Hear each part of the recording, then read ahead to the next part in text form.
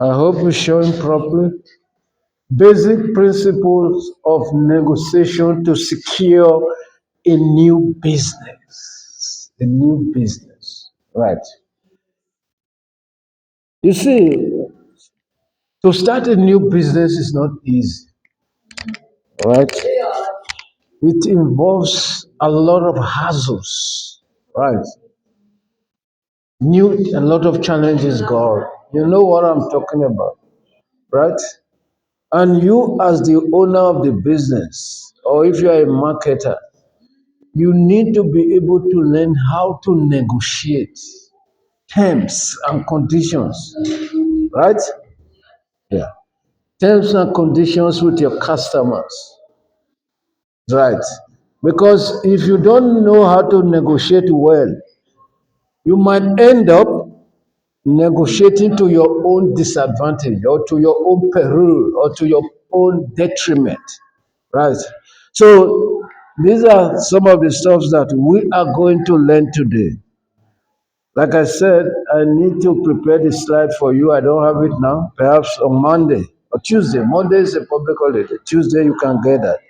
We said from what we have here from your textbook, he said when the entrepreneur starts a business, he or she will have to learn how to negotiate, right? With customers in order to secure new ones, right? When you are in business, you can never say, I've got a reasonable, or you cannot say, I've got enough number of customers that I want. You must always look for new customers, right?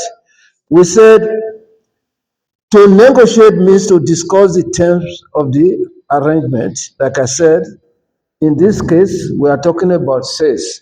We said the primary purpose of a business is to make a profit, and this can only be achieved if the entrepreneur is able to successfully sell the product or service. Right?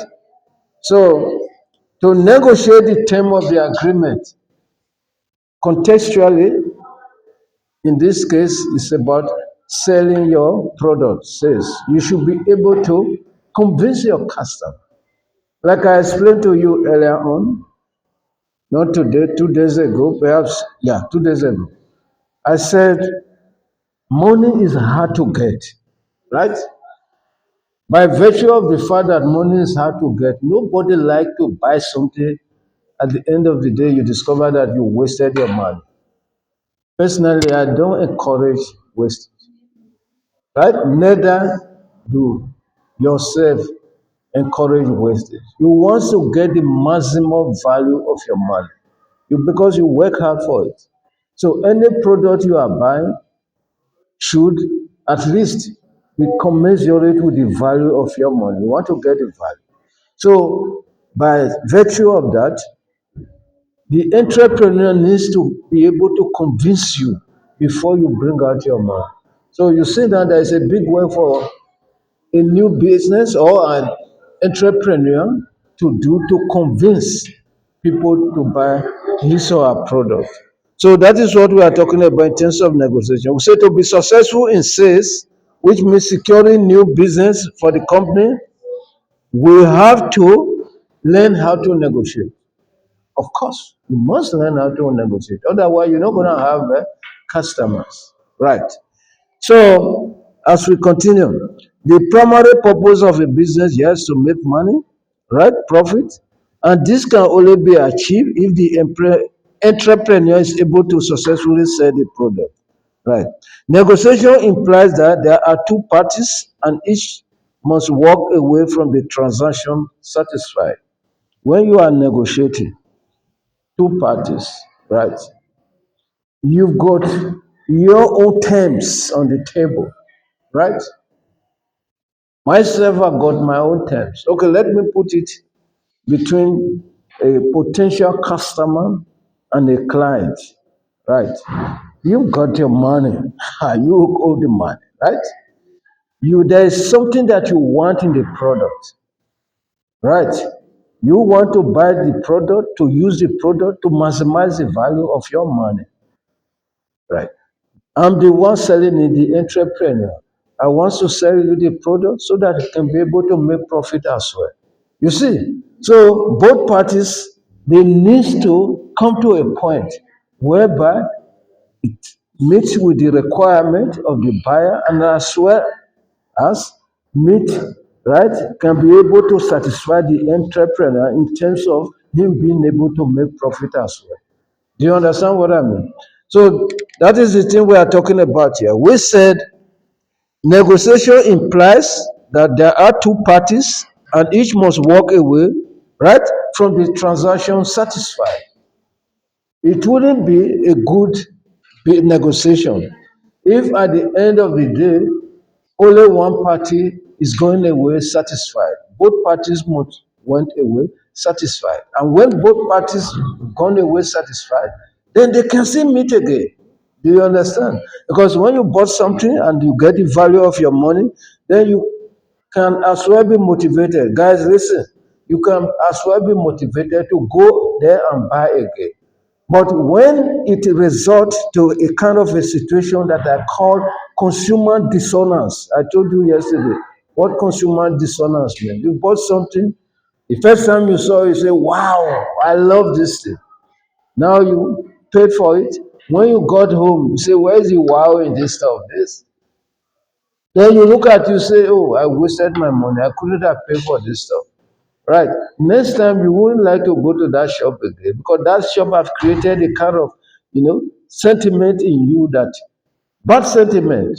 You say, you wouldn't like to go there and buy things from that shop again. You got a kind of ill feelings now about the shop or the business. So when both of the parties, who are the parties I'm referring to now, the seller, perhaps the business person, and the customer is walking away from the deal, from the negotiation, satisfied. Then we say that the terms agreed upon, right, are good terms. We can as well make the customer to come back to buy from the business again. Right. Then we said, let's continue. Let's give an example here. Right.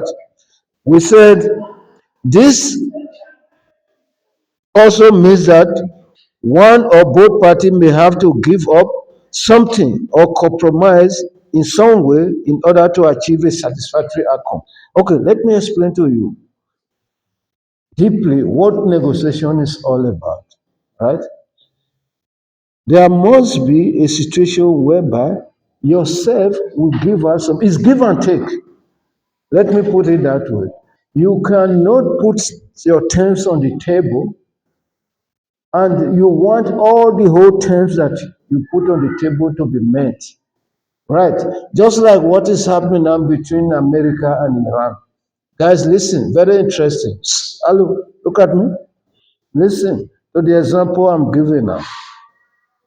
You heard that they are negotiating in Pakistan, peace talk, right? It's a negotiation, right? Americans, they got their own terms on the table.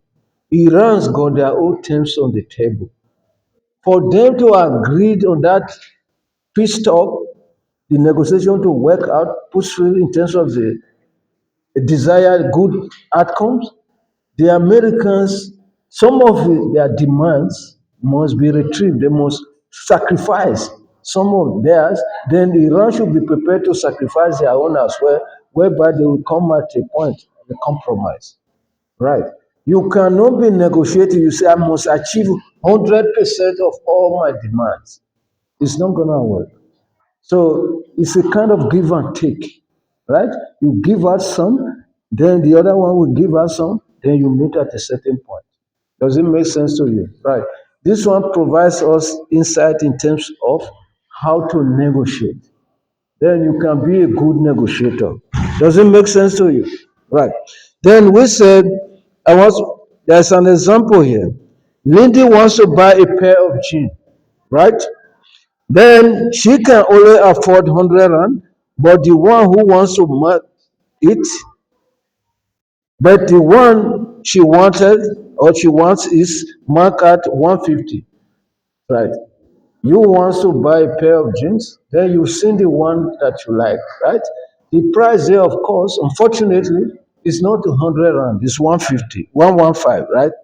She asked the shop owner if she would give her a discount for cash and accept 100 for a choosing jean. The shop owner agrees to sell her a pair of jeans for 100 rand. But you see, this is the kind of negotiation that we are talking about, right? Remember what I said, give and take. There are certain of your clear you need to give up, right? Certain of your demand that you need to give up to gain from others, right? So you want to buy something, right? You got 150, right? When you go to the shop, the price is not 150, maybe perhaps, or let's say 175, right? And you want to go home with that stuff. Then what you need to do, you need to negotiate, right? With the seller. Then you can approach the seller that this thing I don't want to buy it on credit. I've got cash with me. I only have 150. Right? You've put your demand on the table. Then the seller will need to see if that thing is sold at that price that you are requesting. If she knows, she discovered that she's gonna make at least a little bit of profit out of it, then she can decide to give it to you. Then you strike a deal. That is what we mean by negotiation. Most often I do that, right? When I walk into the shop, I don't just pay exactly the amount that is there because that was the way I was brought up. Because in some instances, some people, some sellers, they do inflate their prices. So when I walk in, I look at it, perhaps, oh, this one, how much is this? 100 rand. I say, can I give you 80 bucks? I got the money, right? That is what we are saying. Remember, when you got cash money in your pocket, you are a king, right? You got that bargaining power. You can walk into a shop, you see the price, you say, this is the price. Okay, reduce it for me. I've got the cash. I'm going to pay you now. I'm not going to borrow money. Now I need it. I pay you. Then the guy will say, wait a minute, right? Then the person will go inside, perhaps do a kind of a reflection. He say, bring it. Where I learned this thing is in West Africa. You see, most of these guys, when they are selling, most especially like this tribe, they call them Igbo, right? In this Nigeria, you see some of them here, right? When you walk into their shop, you want to buy something. When you see the price, you can say, okay, for example, how much is this stove? Say 500 rand. Then you say, I've got 400 rand. You can even show the guy, say, look, I'm not joking, I'm not playing, I've got 400. If you can discount it, I will pay you right now. They've seen that money, they will not allow that because they don't want you to leave. They will not allow you, or they wouldn't be interested if you go away with that money. They want to sell that, and they will just go to their book, their account book to check how much was the cost price. Perhaps the cost price was still maybe 250. And the offering you are making, at least they can still get something out of it. Instead of keeping that thing there without being sold, because it increases their rate of turnover, cash flow, it will improve their cash flow. Then they will say, take, they give it to you. You know, that is a kind of a negotiation. You must learn how to negotiate. Even when I came to South Africa, with that same mindset, once I walk into a shop, I negotiate. Most especially when you are, if you walk into Indian shop, right? You negotiate with them. Sometimes they bring that in price for you, right? Okay. So that is what we are talking about in terms of negotiation. Now, I will introduce you to another concept now. We call it selling. We say here, selling is a process of communicating with a customer about their needs and then offering them the right product or service to satisfy their need. Like as I explained to you before, for you to be able to sell your product in the marketplace, for customers to buy your product, they want to maximize the value of their money, right? You see, your product must be able to satisfy their needs. Once your product is able to satisfy their need and they are well convinced that what they are buying from you is going to satisfy their needs, obviously there will be They will pay for what you're selling. Then there will be that transaction of sales. Then sale. Hello, you must listen. You are done. Yeah, sales. Then informal sales. Listen, mind you, we're on air here. Please. Informal selling, right? You know what is informal selling? If you got a business, right? Informal, informal, yeah, whereby you don't have a fixed uh, business area or premises where you are doing your business. Like people that are doing hawkers, they go about to sell their product. So that one is informal, right? Formal selling is when you got a business place, you got, for example, a shop where you are selling your stuff. You know that a lot of people they sell on the street, they move about. That is informal. Does it make sense to you? Right. Then we sell. This is informal selling is where you don't have a fixed business location. That is informal, right? The formal is where you have a fixed business location, right? So, how do you stimulate customers' interest in the business, right? How do you stimulate customers' interest in the business? Of course, the quality you want to go out, yeah, the quality of your product must be good, right? Then the price must be good, and the where your business is located must be accessible area and all those type of stuff. And you can do promotion as well to stimulate their interest in your business, right? Then if your business is big enough or have the means, then you need to hire a salesperson, right, to help you to market your product or to sell your product. You know what we mean by salesperson? Sales. Yeah, person. Somebody that is doing sales for a company, right? Salesperson. Do you understand?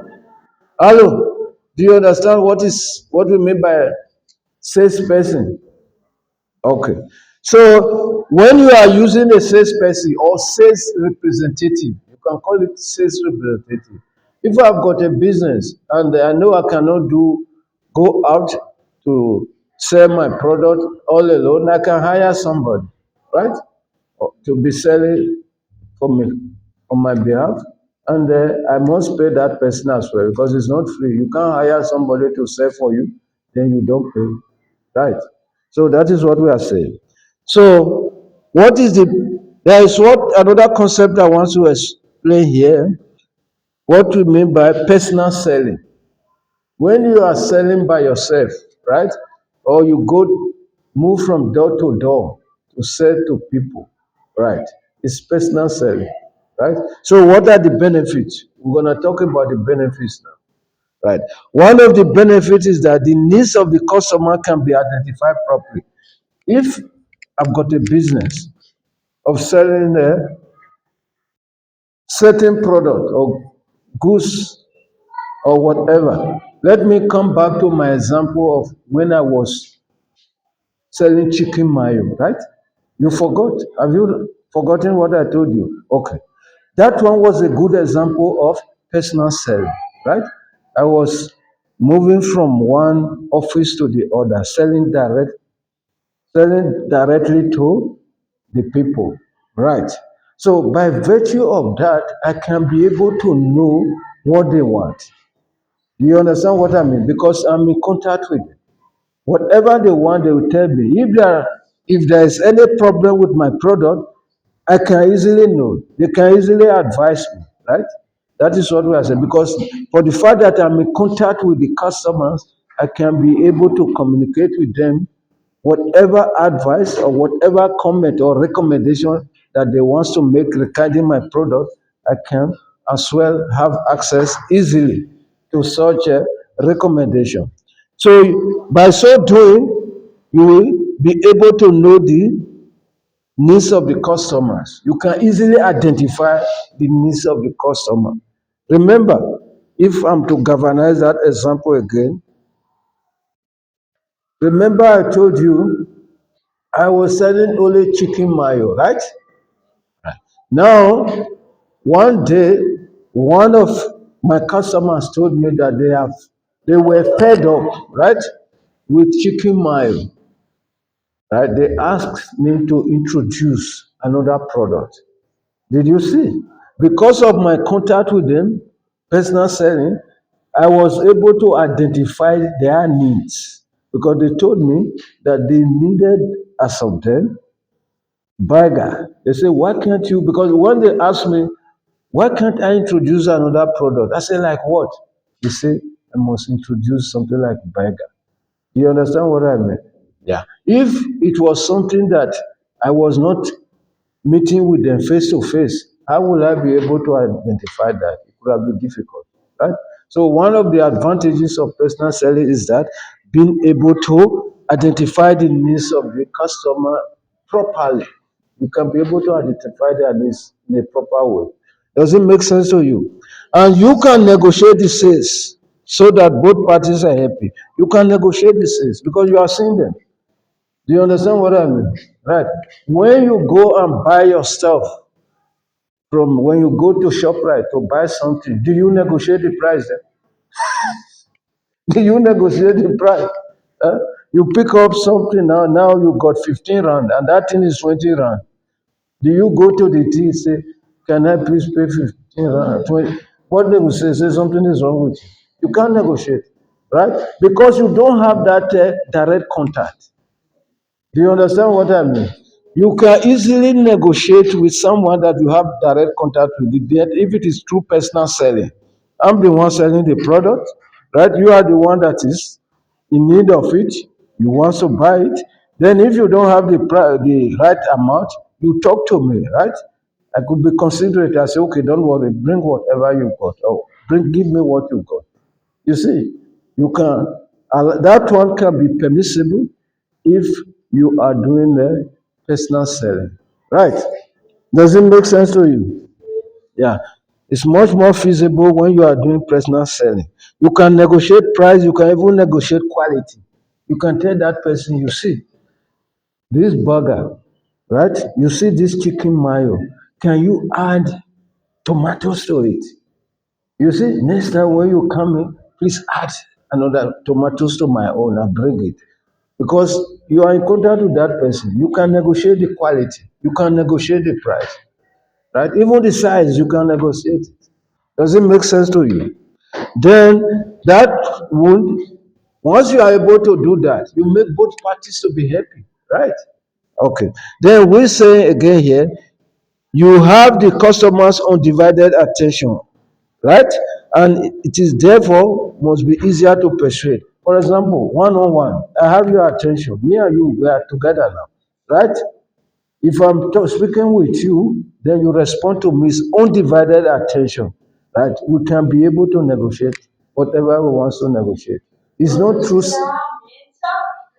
My hello, yeah, quiet, please, please, quiet.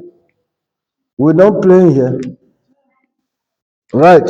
So you can be able to have undivided attention and it's easier to persuade the customer, right? Because it's one on one. Then you are able to demonstrate new ways to use the product. You can as well, for example, you can as well have the opportunity to talk to the customers, right? Perhaps the way the customer was using the product was not the right way. You can even ask, if, for example, if the customer say, I've been trying to make use of this product, this is the way I'm doing it, but it's not working for me. You got the opportunity to speak to that customer directly. Why can't you try that? Let's try it like this. You know, all those type of rapport, right? It will make the customers to be happy, right? Then you are able to explain the benefits to the customer as well, right? Then the entire sales process can be completed at one time without much hassles, without being prolonged. Then customer always consider personalized attention, right? A satisfying buying experience, right? There are certain customers they like that kind of attention, right? So once you are able to provide that through personal selling, then you are you will be able to sell your product or sell your goods, whatever. Then you can develop relationship with customers. When you do personal selling, you can as well be able to build up that kind of relationship, that kind of bond, right? Because you see the customer every day, you speak to the customer, then that bond can be developed, which can enhance your business as well. It can as well, in the long run or in the medium to long term, boost your sales. Then the disadvantages of personal selling. Let me finish the disadvantages, right? Yeah, it's very interesting. Don't worry. I've got one, two, three, four. 4 points here, right? Yeah, it's not a lot. Then why what can you talk about in terms of the disadvantage? It's expensive, right? It's very expensive for you to be moving from one place to the other, selling because the time you're gonna spend with one person, talking to one person, if it is something that is you that you need to talk to a lot of people through different means. You can be able to disseminate or you can be able to communicate to a lot of people within that short space of time. Moving from one person to the other is not easy. So we say it is expensive because this person must be paid, and they must sell enough to earn their salary. So what we are trying to say now, for example, what we are saying here is that for if you employ somebody, right, to do personal selling for you, are you going to leave that person without paying that person? You must pay. So money is going to be expended to pay sales people. Then direct selling is a specialized job. It's not everybody that can do direct selling, right? For example, if you are somebody that feels shy, that is don't like to speak. Some people they don't feel, you know, comfortable to speak to other people, right? And there are certain instances, perhaps you want to say to somebody direct. There are certain people, when you tell them no, first time, another person say no, third person say no, they get demotivated. To be a salesperson is not easy. You must be courageous, right? And you must be enthusiastic, and you must be proud of what you are doing. Right. So it's not something that is easy. It got you need it's a specialized skill, in short, that not everyone can be able to do. So customer may judge a business based on their bad experience with one salesperson. That is another thing, right? Where in a situation where you employ salespeople, just two, remaining two, in a situation where you employ salesperson, right? For example, I've got a business, or you've got a business, you employ salespeople to sell for you, right?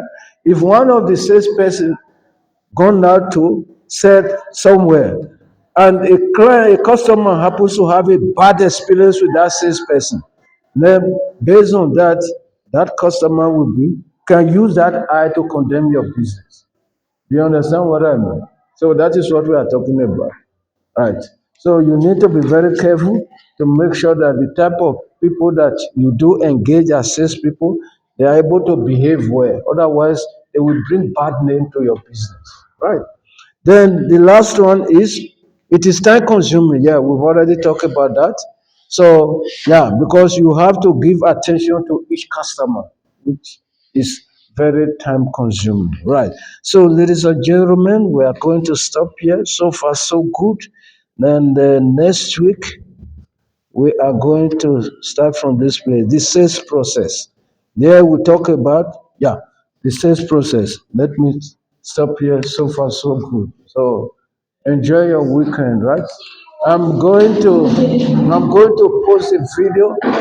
Make sure that you hit the like button and make sure that you subscribe, right? Okay, for those of you that haven't subscribed, please do so. All right, ciao, ciao.